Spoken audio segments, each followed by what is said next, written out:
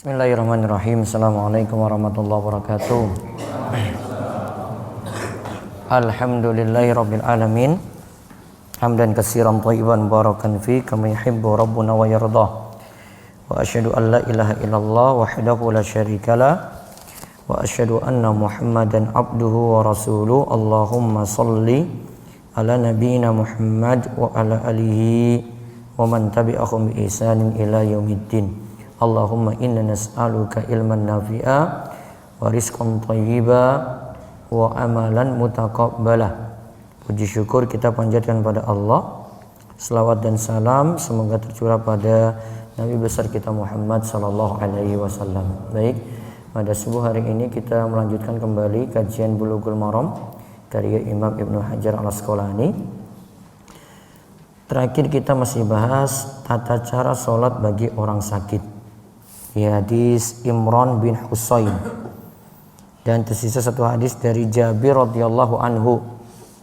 Kalau dari Imran bin Husain ini kita lihat kalau tidak sholat pertama disuruh sholat sambil berdiri, jika tidak mampu sholat sambil duduk maka tidak mampu lagi sholat sambil berbaring. Lalu yang terakhir itu hadis tentang sholat dengan sujud di atas bantal. Itu maksudnya ada yang tidak bisa berdiri, kemudian tidak bisa berdiri, kemudian duduk. Kemudian ketika sujudnya apa? Mesti sujud itu dia narik bantal terus ditempelkan di dahinya misalnya. Nah, seperti itu yang ditanyakan untuk hadis yang terakhir. Coba diulang, dibacakan dua hadis sebelumnya. Imran bin Husain dan hadis Jabir. Hadis nomor berapa itu? Hadis 349. Ya. Wa an Imran bin Husain radhiyallahu anhu qala dia Nabi sallallahu alaihi wasallam shalli qa'iman fa ila tastati fa qa'idan fa ila tastati wa ala janbi. Rawahu Bukhari. Dari Imran bin Husain radhiyallahu anhu berkata, Rasulullah sallallahu alaihi wasallam berkata kepadaku, salatlah dengan berdiri. Jika tidak mampu maka dengan duduk. Jika tidak mampu maka dengan berbaring. Dan jika tidak mampu juga maka dengan isyarat. Diriwayatkan oleh Al-Bukhari. Baik. Kita lihat kemarin ada beberapa tingkatan ketika seorang itu sholat dalam keadaan sakit. Yang tingkatan yang pertama, jika dia mampu berdiri maka sholatnya dalam keadaan berdiri.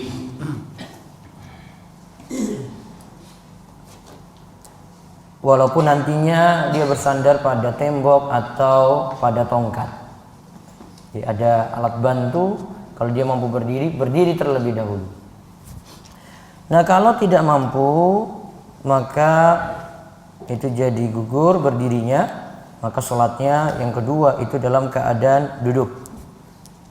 Ya, yang kedua itu sholat dalam keadaan duduk. Kemudian jika tidak mampu lagi, yang ketiga sholatnya itu dalam keadaan berbaring. Ya, ala jambihi, berbaring. Baru yang keempat sholatnya dalam keadaan terlentang. Baru yang kelima sholatnya itu dalam keadaan beri isyarat. Kalau isyarat yang paling nampak itu isyarat dengan kepala. Jadi kepalanya yang gerak. Mungkin kalau keadaan berdiri kepalanya diam. Kalau rukuk gerak dikit. Kalau sujud lebih gerak lagi. Gitu. Dan ini yang dipilih oleh mazhab Hambali. Di dalam yastati al-ima bi ra'sihi. Nah, sekarang tadi dengan kepala. Sekarang bagaimana kalau tidak mampu dengan kepala?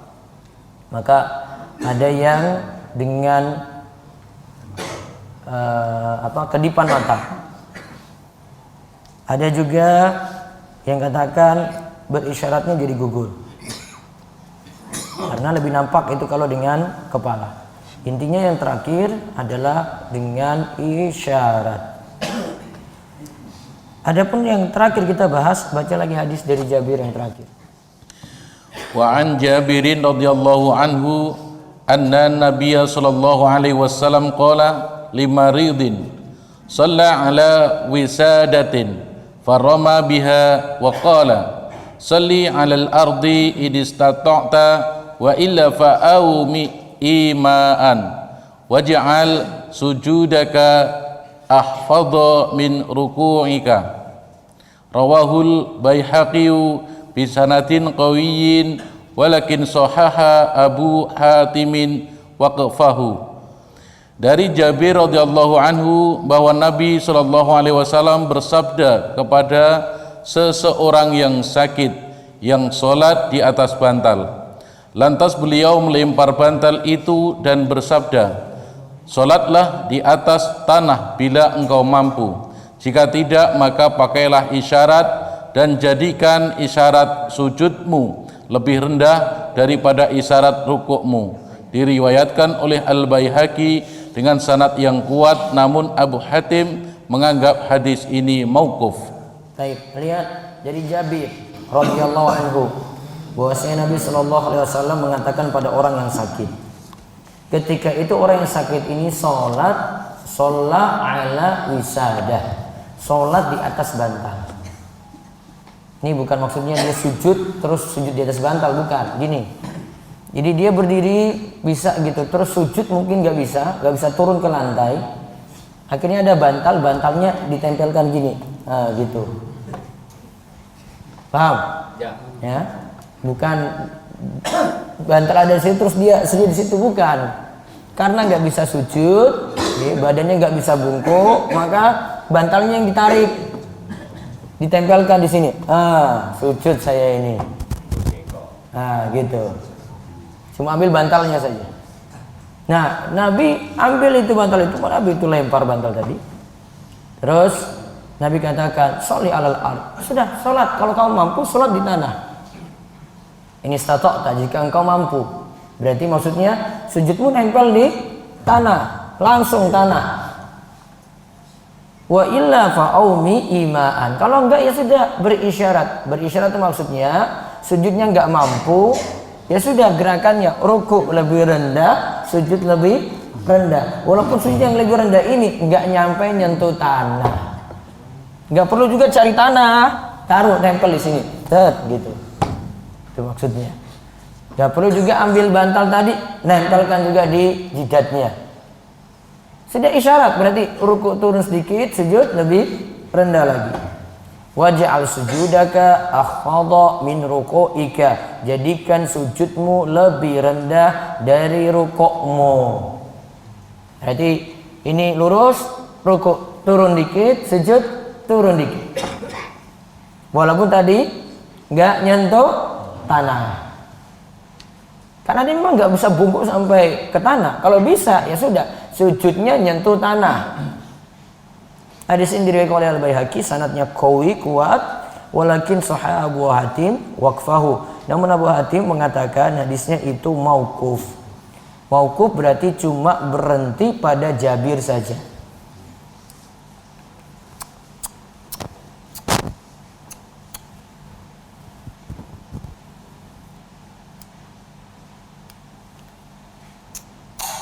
Nah, ya. Ini dari Nabi sallallahu alaihi wasallam.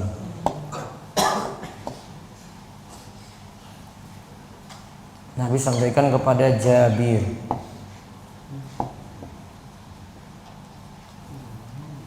Ya. Terus di bawahnya lagi ada tabi'in. Muridnya Jabir.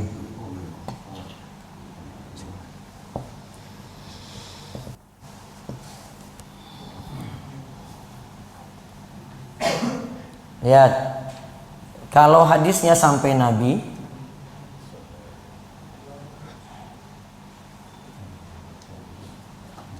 ya, hadisnya sampai Nabi, namanya hadis marfu.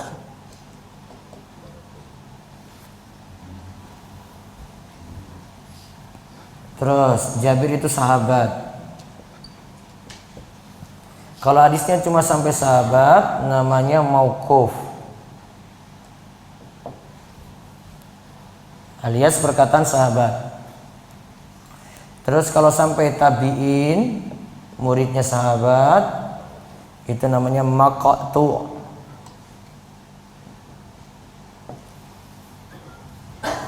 Marfu', mauquf, maqtu'. Hadis ini Imam Ibnu Hajar katakan tadi, Abu Hatim katakan hadis ini cuma berhenti sampai Jabir. Berarti tidak disebut sampai perkataan Nabi SAW. Berarti Jabir berkata.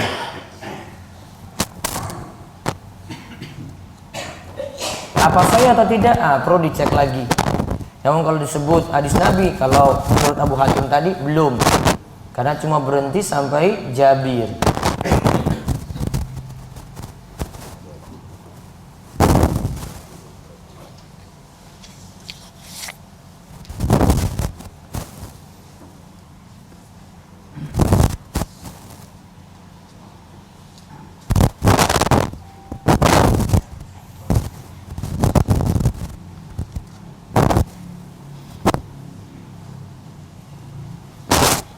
Dan hadis ini punya penguat, punya syahid dari hadis Ibnu Umar, dikeluarkan oleh At-Tabrani.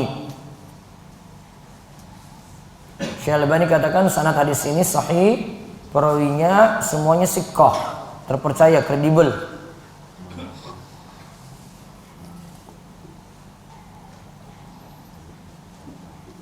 Jadi kesimpulannya bisa kita pakai hadis ini. Nah sekarang ini hadis ini kelanjutan dari hadis sebelumnya dari Imran bin Husain. Ini istilah mustalah hadis ya, istilah dalam ilmu hadis ya ini ya. Marfu, terus apa? Mauquf, terus maqtu. Itu sampainya hadis sampai siapa? Ini bukan lagi bahas sahih atau dhaif, bukan. Sahih dhaif itu pembahasannya sendiri. Cuma menyatakan hadis ini berhenti sampai siapa. Kalau sampai Nabi namanya marfu, ya. Kalau sampai sahabat namanya mauquf. Kalau sampai tabi'in namanya maqtu. Nah kita simpulkan orang sakit, sama seperti hadis Imran kemarin, orang sakit yang tidak mampu sujud, yang tidak mampu sujud di tanah, berarti sujudnya apa istilahnya? Ini kan saya nggak sujud di tanah, saya sujud di mana nih? Udara loh. Hah? Iya. Ini kan berdiri, terus saya rukuk, saya lebih rendah lagi sujud, namun nggak kena tanah, apa bahasanya? Ngambang, itu aja ngambang. Dia sujudnya itu ngambang. Kalau saya bilang sujudnya di udara, dikira di atas langit nanti. Sujudnya itu ngambang. Nah, berarti dia gini. Nah, kepalanya kan nggak nyentuh. Berarti ditulis kesimpulannya, sujudnya tidak mampu. Ya, bagi orang sakit, jika tidak mampu sujud di tanah,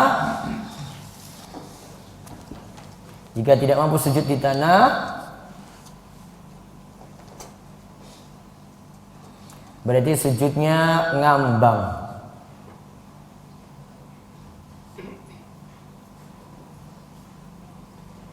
Yang penting lebih rendah daripada rukuk.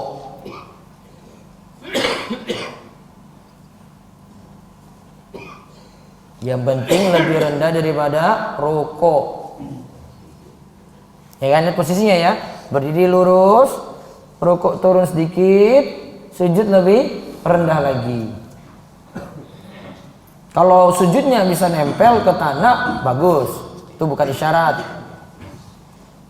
Terus dia lakukan sujud.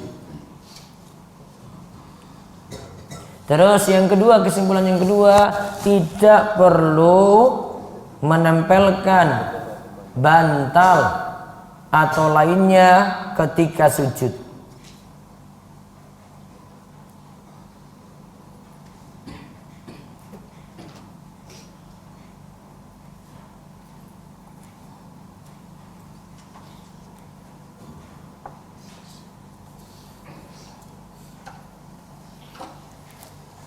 Terus tangannya juga gimana kalau tangannya? Ini kan ini tangan ya, lihat ya tangan. Ini kan turun. Terus tangannya kalau mau sujud gimana posisinya?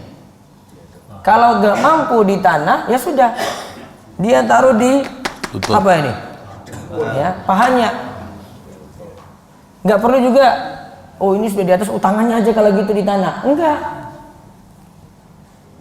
Dilanjutkan juga berarti tangan juga tidak perlu menempel ke tanah. Sebagaimana sujud tidak ditempelkan di tanah bagi orang nggak mampu.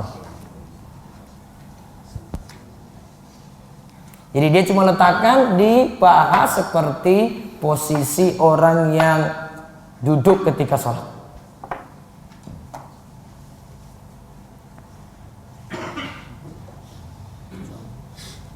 Gitu ya. Jadi cara lakukan sujud diulang, sujud berdiri, berdiri posisi berdiri, sholat, sedekap, Allahu Akbar, rukuk. Tangannya di mana rukuk? Sama di posisi paha, turun, Sami Allah liman hamidah, lurus, ya kan? Terus Allahu Akbar, sujud. Tangannya juga masih di paha. Yang penting sujud lebih rendah daripada rukuk. Ingat kaidahnya. Nah, selesai sholat untuk orang sakit. Sederhana seperti itu yang diajarkan. Sekarang kita masuk sujud sahwi dan lain-lain. Dibacakan hadisnya. An Abdillah bin Buhainata radhiyallahu anhu anna an-nabiy sallallahu alaihi wasallam shalla bihim az-zuhra faqama fi ra'ataini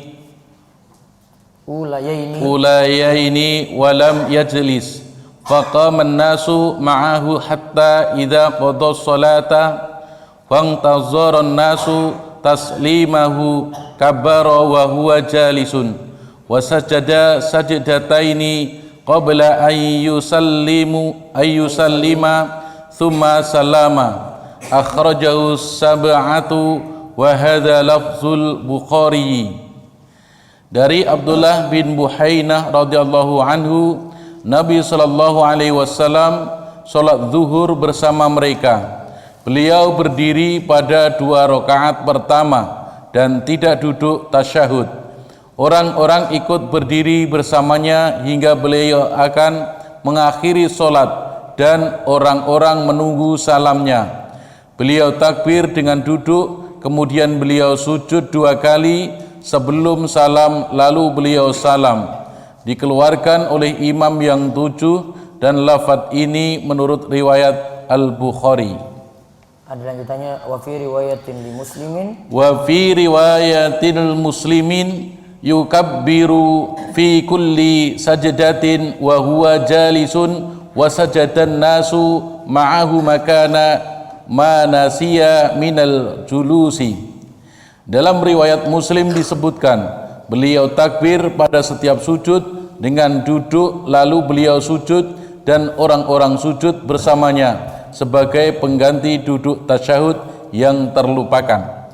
Baik, kita lihat tentang sujud sahwi. Kita bahas dulu pengertiannya. Sahwi ya, itu artinya lalai atau lupa. Ibnu Athir katakan as-sahwu fi syai', sahwu dalam sesuatu itu artinya tarkuhu an ghairi ilmin, meninggalkannya dari tanpa ilmu, berarti lupa. Ya, atau lalai dari sesuatu, dia nggak tahu. Oh, tiba-tiba kelewat, lupa.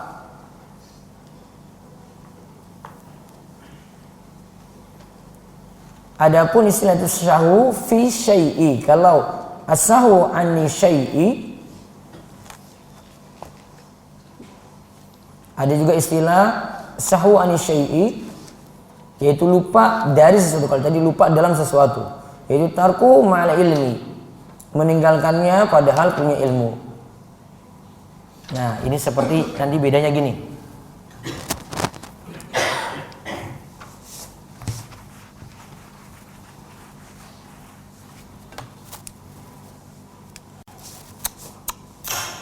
Sahwu tadi artinya apa? Lupa atau lalai pada sesuatu, lalai dari sesuatu.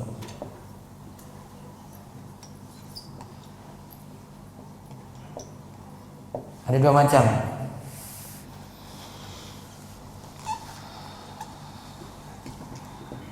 As-sahwu fi syai'i,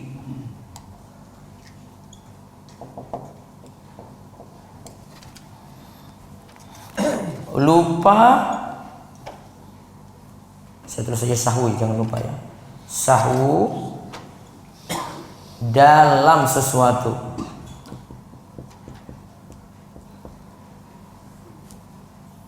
Sahwu dalam sesuatu, pakai dalam ya, fi itu dalam.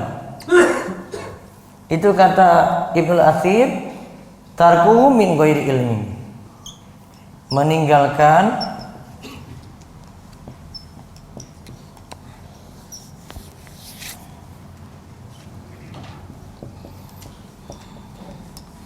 tanpa tahu.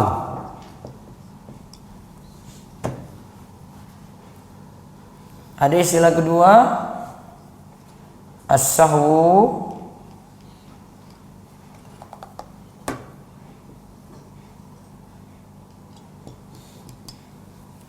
anis syai'i,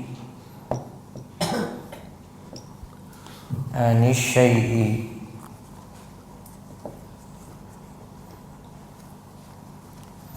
sahwu dari. Kalau tadi sahwu dalam ya, sahwu dari sesuatu. Ini artinya meninggalkan tapi punya ilmu, meninggalkan tapi tahu.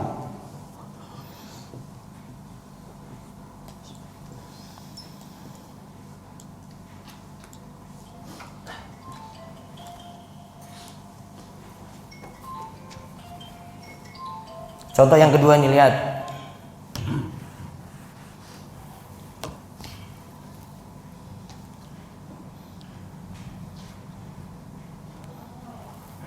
Alladzina hum an salatihim sahun. An salatihim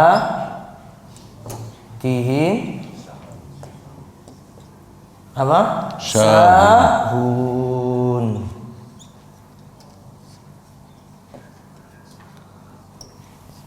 Lihat depannya pakai an atau fi? An.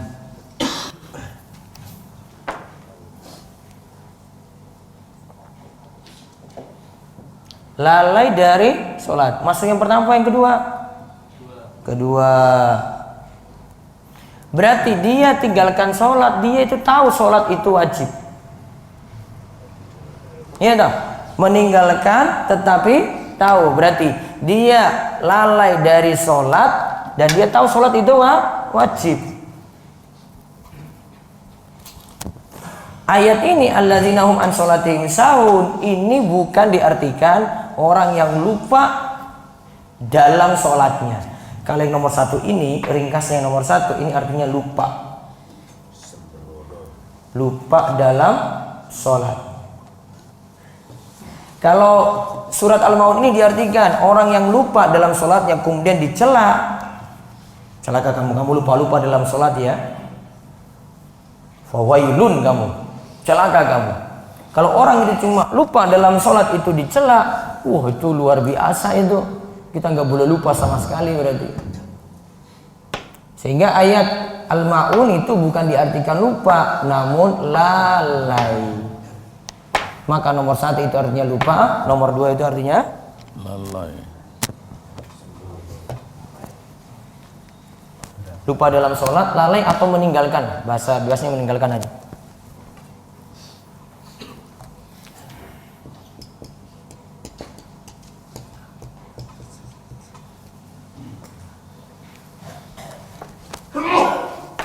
Mana yang tercela di sini? Nomor satu apa nomor dua? Dua. Lupa itu wajar nggak? Wajar. Wajar. Nomor dua, nah, ini yang tercela, dia tinggalkan, lalai dia, undur waktu sholat. Kan pilihannya sendiri. Dia dengan ilmu itu, artinya dia tahu. Saya mau sholat asar. Nggak apa-apa lah, undur lagi. Wes 12 maghrib. Tahu nggak tadi dia ini mengundur waktu? Tahu. Dia meninggalkan tapi tahu. Kalau ini meninggalkan tanpa tahu, artinya saya sholat 5. Saya nggak sengaja sholat zuhur 5 kok. Bukan saya rencanakan dari awal saya sholat zuhur itu 5. Bukan. Lupa. Berarti lupa itu tidak tercela, itu sifat manusiawi. Kalau yang kedua lalai, meninggalkan, itu yang tercela.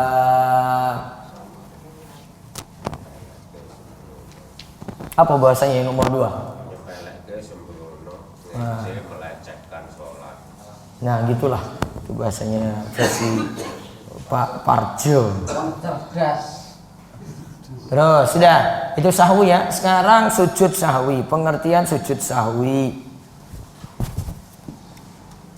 Jadi pokoknya sahwu itu artinya lupa. Nah sekarang sujud sahwi. Sujud sahwi adalah 2 kali sujud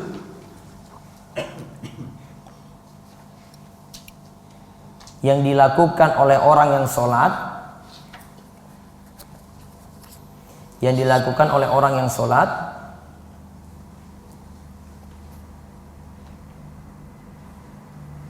Untuk menambal cacat.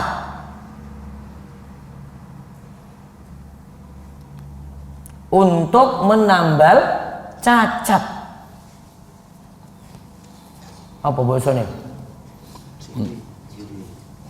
Cacat ya apa? Kurang.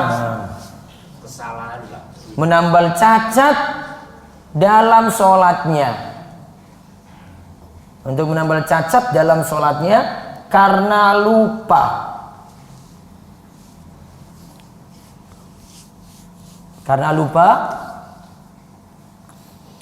Bisa jadi ada penambahan,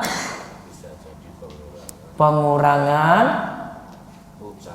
atau ragu-ragu. Yang menutup cacat dalam sholatnya ya, karena lupa. Bisa jadi ada apa? Penambahan, ada pengurangan, ada apa lagi? Ragu-ragu. Penambahan, zuhur 4 jadi 5. Nambah toh? Nambah. Pengurangan, duduk tahiyat awal langsung bablas berdiri. Kurang kan tahiyat awalnya? Ragu-ragu, iki telu apa papat? Apa jangan-jangan wis 5. Ragu-ragu, bingung dia, bimbang. Milih yang ini nggak bisa, milih yang ini nggak bisa. Atau dia awalnya bingung, kemudian dapat pilihan. Oh, saya yakin ini rakaat keempat. Nah, itu sudah ada bimbang, ragu-ragu. Berarti lihat pengertiannya ya. Sujudnya berapa kali? 2 kali sujud dilakukan oleh orang yang sholat. Maka kalau lupanya di luar sholat gak usah sujud sahwi. Wah lali aku ya Allah saya jam 7 yo iki minggu pagi toh aku lali ngaji sujud sahwi mboten. Tadi dikenakan untuk orang yang apa? Sholat. Maka saya sudah dikatakan sholat. Waduh malam Kamis aku lupa ngaji. Wah tak sujud sahwi wae. Tadi untuk orang yang sholat. Ya. Ya'ti bihimal musolli. Sujud tadi, 2 sujud ini dilakukan oleh orang yang sholat. Istrinya ditinggal di pasar. Waduh. Ya sudah sampai di Sumber. Terus ibu Juni lali di pasar tadi. Ya dijemput, diambil lagi. Bukan sujud sahwi. Terus untuk nutupi apa tadi coba? Cacat, kekurangan yang ada dalam sholat. Ya, cacat yang ada dalam sholatnya. Karena adanya apa? 1 penambahan, 2 pengurangan, 3 ragu-ragu. Dari pengertian sudah jelas itu apa yang mesti dilakukan ketika sujud sahwi. Sebabnya apa?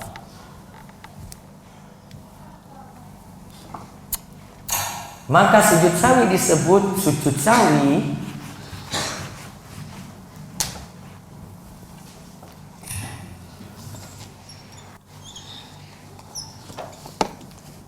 kan istilahnya sujudus sahwi. Sahwi tadi artinya apa? Lupa. Sujud. Lihat. Sujud ini disandarkan pada sebab. Jadi ini sebabnya.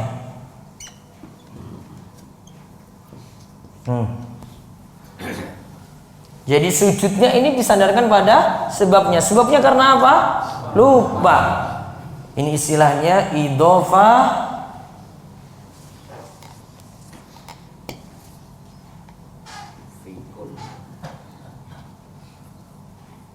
idhofatul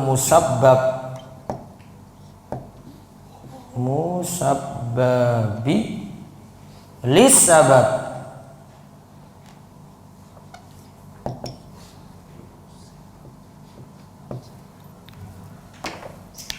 Penyandaran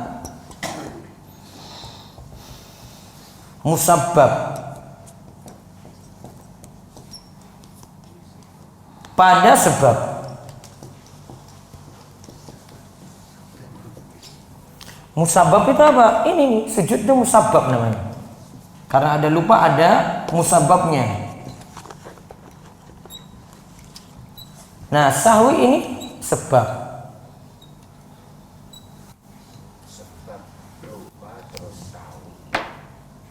Maka kalau ada lupa baru ada sujud sahwi. Namun kalau dia dalam keadaan ilmunya nggak tahu, nggak paham, nah itu beda. Itu tidak pakai sujud sahwi. Ya, lupa nggak paham gitu. Misalnya dia nggak tahu kalau sholat witir itu ganjil. Dia nggak tahu kalau sholat witir itu ganjil. Dia lakukan genap terus, 2 terus. Sholat apa? Witir. Berapa rakaat? 2 kali rakaat terus. Nah, bukan sujud sahwi, itu orang nggak tahu. Ya, itu orang nggak tahu, maka nggak ada sujud sahwi. Itu cuma karena apa sebabnya? Lupa. Itu namanya idhofatul musabbab lis sabab. Penyandaran musabbab pada sebab. Musabbabnya itu sujud, sebabnya itu sahwi, lupa.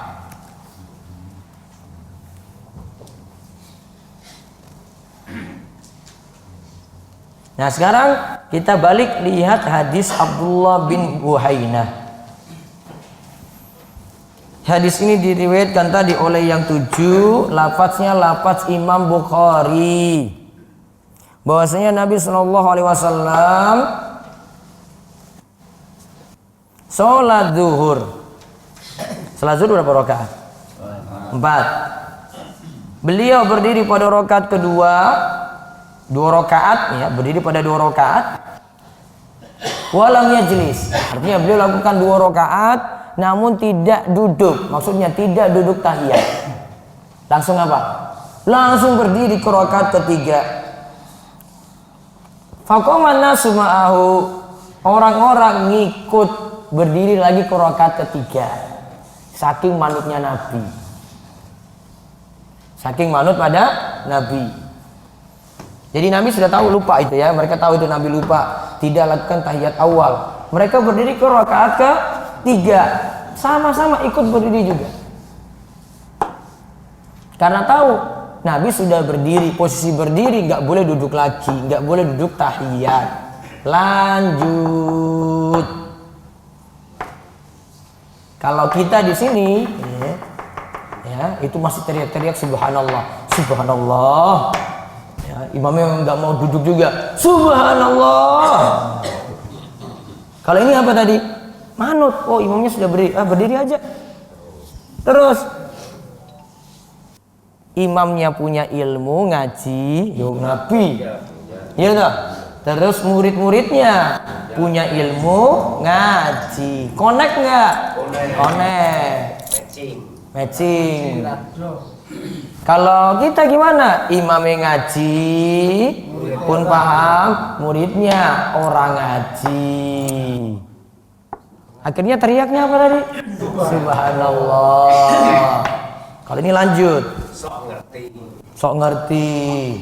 Terus salah-salah ke imam. Imamku ki ngeyelan tenan. Padahal dia yang ngeyel nggak tahu itu di belakang itu.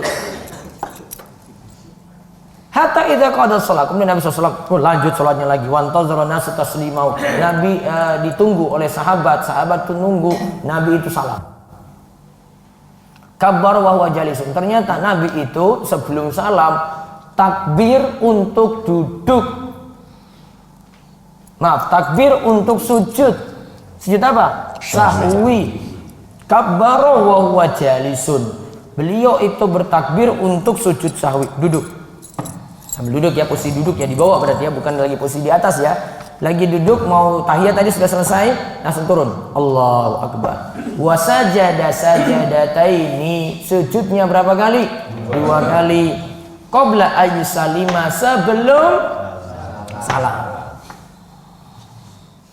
Summa salama, setelah itu salam.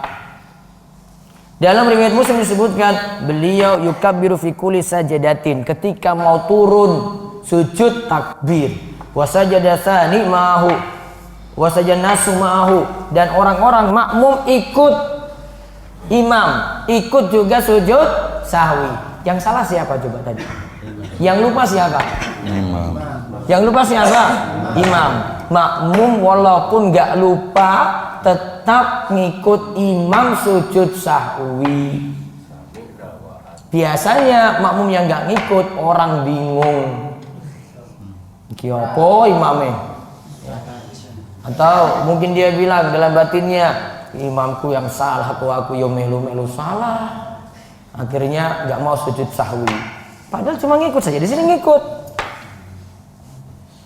Makana wasaja dan nasmau makana manasya minal julus. Ini untuk ganti tahiyat awal yang tadi lupa. Sudah diajarkan sekaligus untuk sujud sahwi. Mau praktek? Praktek dar. Prak boneka atau dar kudu? Iya, Le. Coba. Jenengan lupa. Tadi lupa tahiyat awal. Saiki duduk tahiyat akhir. Duduk tahiyat akhir. Nah. Ya, kakinya betul. Terus sujudnya berapa kali tadi? Mau turun sujud baca apa? Allahu Akbar. Sambil turun Allahu Akbar. Nah, baca seperti sujud biasa ya, subhanarabbil a'la, subhanarabbil a'la, subhanarabbil a'la. Bangkit lagi Allahu Akbar. Allahu Akbar. Duduknya iftirash. Duduk antara 2 sujud sahwi, duduk iftirash. Nah. Gini ya, duduknya biasa. Terus turun lagi Allahu Akbar. Subhanarabbil a'la, subhanarabbil a'la, subhanarabbil a'la. Bangkit lagi Allahu Akbar. Duduk tahiyat sudah. Duduk seperti tahiyat akhir. Gini kan? Sudah. Tadi kan tahiyat sudah toh? Kan sebelumnya sudah. Salam. Assalamualaikum warahmatullahi, assalamualaikum warahmatullahi. Sujud sahwinya 2 kali sebelum salam. Paham ya? 2 kali sebelum, kan salamnya setelah sujud sahwi, berarti sebelum salam. Sebelum sujud sahwi tadi duduknya tawaruk atau? Kan dia posisi tahiyat akhir. Nah, ini kan posisi tahiyat akhir dia. Berarti duduk tahiyat akhir. Tawaruk. Nah, dia gini kan posisi tahiyatnya. Sekarang masalahnya sholatnya sudah rampung sekarang. Ini kalau di sini lagi dibahas lupa tahiyat awal. Nah sekarang Pak sudah pergi. Sholat zuhurnya 2. Wis salam. Ya. Terus pergi. Terus ada ingatkan. Pak Parjo ingatkan. Kowe iki zuhur iki 2. Padahal bukan musafir. Lagi di sumber dia. Ya. Apa yang dilakukan? Nambah 2, bukan ulang. Dia walaupun pergi sana, terus diingatkan loh, balik, nambah 2 rakaat. 2 rakaat, tetap melakukan 2 sampai duduk tahiyat lagi tadi. Nah, tahiyat. Ya, ini ya, sudah tahu tahiyat. Dia baca selesai, salam dulu, salam. Nah, baru tambah sujud sahwi 2. Sujud sahwi. Allahu Akbar. Subhanallah, subhanallah, Allahu Akbar. Nah, duduk, enggak baca. Kalau duduk antara 2 sujud sahwi enggak baca apa-apa. Turun lagi. Allahu Akbar. Subhanallah, subhanallah, Allahu Akbar. Tahiyat, kayak duduk tahiyat. Nah, salam. Assalamualaikum warahmatullahi wabarakatuh. Salamnya 2 kali. Salam pertama tadi untuk sholat yang tadi sudah sempurna 4, iya tak? Salam yang kedua untuk sujud sahwinya. Namun salam kedua untuk sujud sahwi tidak pakai tahiyat lagi. Itu namanya sujud sahwi ba'da salam. Kalau tadi praktek pertama sujud sahwinya sebelum salam. Bacanya tadi apa ketika sujud? Bacaan sujud. Sama seperti sujud biasa saja. Duduk antara 2 sujud sahwi baca apa? Enggak ada baca apa-apa. Sudah? Ya, matur nuwun. Nah, yang biasanya ini perkara yang tidak ada tuntunan, bid'ah. Setelah sholat enggak ada sebab apa-apa, sudah zikir, terus tiba-tiba dia turun sujud. Allahu Akbar. Sujudnya lama sekali, suwe banget. Terus setelah itu sudah nggak ada tahiyat, nggak ada apa-apa, pergi gitu. Nah, itu dinyatakan sebagai sujud syukur menurut sebagian orang. Namun yang benar tidak ada tuntunan. Karena sujud syukur dilakukan ketika dapat nikmat besar atau selamat dari musibah besar. Sedangkan ini nggak ada sebab-sebab besar di situ. Itu nikmat yang berulang setiap saat. Nikmat yang berulang setiap saat, tidak ada sujud syukur. Saya ngaji terus tiap Ahad pagi, bar ngaji sujud syukur tiap Ahad kok. Nikmat yang berulang terus tiap waktu, tidak ada sujud syukur. Nikmatnya kadang-kadang. Ya, nikmatnya kadang-kadang. 20 tahun menjomblo gitu. Terus dapat. Alhamdulillah untuk jodoh. Alhamdulillah, ayu banget sujud syukur dia. Dapat motor, nah misalnya sujud syukur. Dapat rumah sujud syukur. Kecuali orang tahu bersyukur, ngono lho. Wallahu a'lam. Baik, ada pertanyaan? Ya. Assalamualaikum warahmatullahi wabarakatuh. Waalaikumsalam warahmatullahi wabarakatuh. Ini 2 tema. Yang pertama, ada 2 perempuan, yang satu dalam keadaan habis berwudu, Ya. satu dalam keadaan menstruasi. Apakah kedua perempuan ada kata yang sudah berwudu di bersentuhan? Tidak batal, tidak ada batalnya. Betul, perempuan oleh perempuan. Itu yang pertama. Yang kedua, seseorang itu tidak lepas daripada salah dan dosa.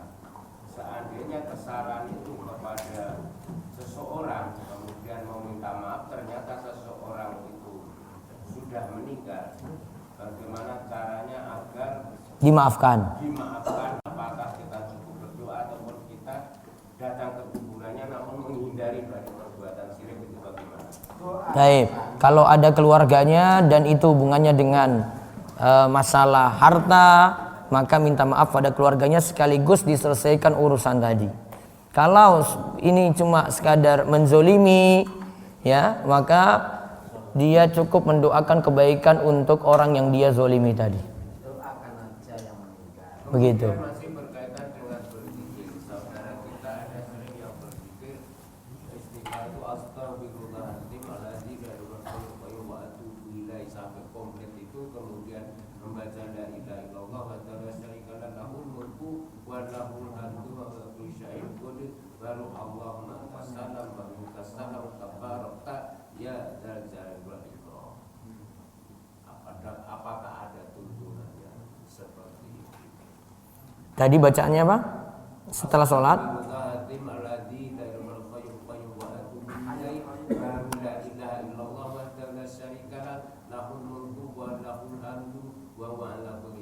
Baru Allahumma antas salam. Kemudian membaca ayat kursi, kemudian Allah Ya. ini ala dzikrika wa syukrika wa husni ibadatika. Yang tepat urutannya. Astagfirullah, astagfirullah, astagfirullah, Allahumma antas salam wa minkas salam, tabarakta ya zal jalali wal ikram. Itu dulu. Setelah itu yang setelahnya bacaannya enggak pakai urutan enggak apa-apa. Ada lagi? Ya. Waalaikumsalam warahmatullahi wabarakatuh.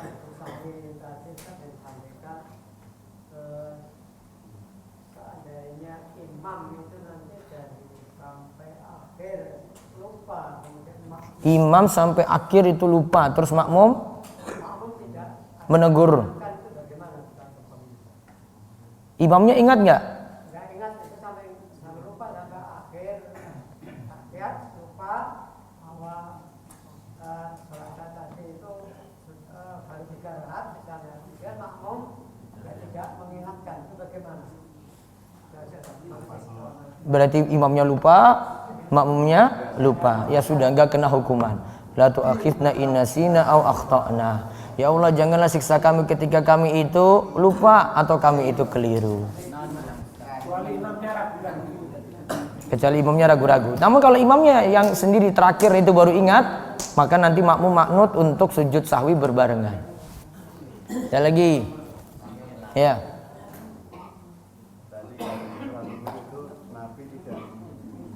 Nabi nggak tahiyat awal sholat zuhur tadi.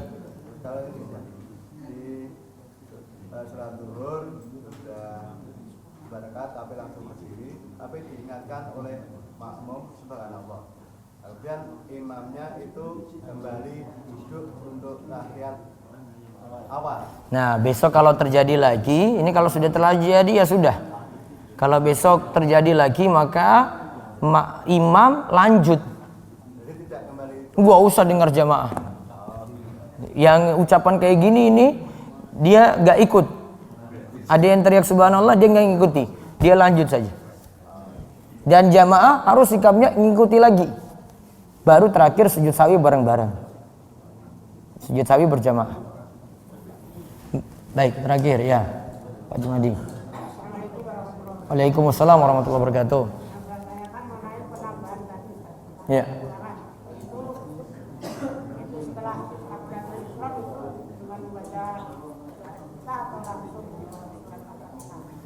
Setelah kan misalnya dua rakaat salam kemudian menambah. Iya, nambah 2. Nambah 2 itu setelah takbiratul ihram itu membaca dua titah atau langsung membaca? Langsung saja seperti lanjut rakaat ketiga, rakaat keempat. Jadi hanya menambah kekurangannya. Iya, nambah kekurangannya saja. 2 rakaat yang Nambah 2 rakaat yang belum. biasanya kan 2 rakaat yang akhir itu tidak pakai baca. Surat pendek. Nah, berarti cuma Al-Fatihah saja. Kemudian satu lagi mengenai setelah salam itu banyak sekali di antara jamaah yang tidak banyak tapi ada jamaah kami yang setelah assalamualaikum warahmatullahi wabarakatuh kemudian mengusap Muka. itu bagaimana kak? Ada hubungannya atau tidak? Seandainya dilakukan ada yang melakukan berdosa. Kalau ada yang lakukan itu tidak ada tuntunan. Saya ingatkan itu di buku saya nanti yang saya bagi di Pantai Gesing. Itu tidak ada tuntunan. Setelah sholat cukup langsung istighfar tanpa mengusap muka. Satu lagi mengenai bacaan zikir setelah sholat itu astagfirullah, astagfirullah, astagfirullah, Allahumma anta salam wa minka salam, tabaraka ya Rabb. Kemudian subhanallah 33 kali, alhamdulillah 33 kali, Allahu akbar 33 kali, kemudian subhanallah la ilaha illallah. Itu seandainya tidak ada tambahan seperti yang sekarang Buku itu yang pernah saya ajarin di malam Kamis ya. Terus sah. Namun lebih baik sempurna. Oke, baik. Itu saja yang kita bahas pagi ini. Insyaallah pekan depan seperti biasa Ahad pagi dan nanti jam 8:30 paling mulainya jam 9 itu. 8:30 ada pengawasan di Pantai Gesing untuk warga Panggang Purwosari atau yang lainnya silakan untuk hadir. Nanti juga ada bakso tambah ada kuis-kuis yang akan diberikan jamaah saking Klaten yang juga turut ikut ngaji pada kesempatan pagi sampai siang nanti. Ya, demikian, mudah-mudahan manfaat dan Allah memberikan kita taufik dan hidayah untuk terus istiqomah. Setelah ini jangan lupa sholat syuruk kali rakaat. Dan tutup kalian doa kafaratul majelis. Subhanakallahumma bihamdika asyhadu an la ilaha illa anta astaghfiruka wa atubu ilaik. Assalamualaikum warahmatullahi wabarakatuh.